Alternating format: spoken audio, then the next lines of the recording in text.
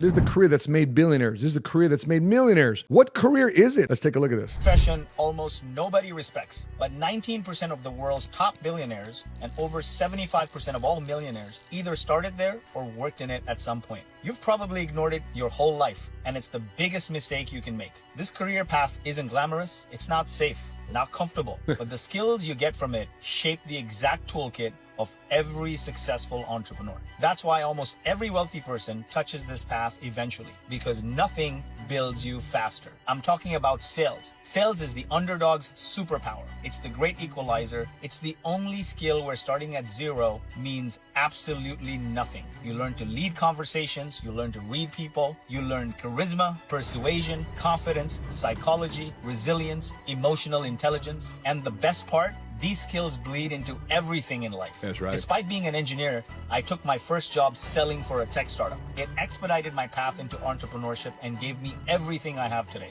Everything is sales. Convincing your wife you won't bring money home, convincing customers to buy your product when it's duct tape, convincing people to work for your startup on low pay, convincing investors to fund you. If you're afraid to sell, you're afraid to grow. Go fix both. Sales didn't just make me better in business. Sales made me a better husband, a better father. And at home, I'm not seven-figure squad. I don't get to demand what goes on inside of my house. I have to communicate. I got to convince my kids. I got to convince my wife. Vacations, career guidance, influence, leadership. Why my kids need to read a book. Why they need to do push-ups to earn their Curious George episodes. Because sales taught me to listen. Sales taught me to read emotions. Sales taught me to choose timing and use persuasion. In my opinion, persuasion with love, tough love. So if you ever want to get better at sales, here's what you do. Ask better questions. Good book out there. Good leaders ask great questions. Number two, you practice empathy. Number three, you control your tone. Jordan Belfort's called that tonality. Number four, if you want to get better at sales, you need to detach rejection from identity. In other words, just because people say no to you doesn't mean they're rejecting you.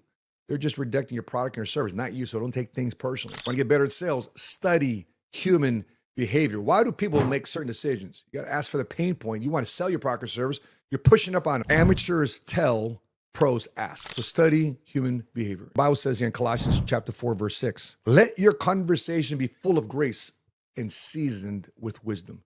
You see, sales isn't about closing people.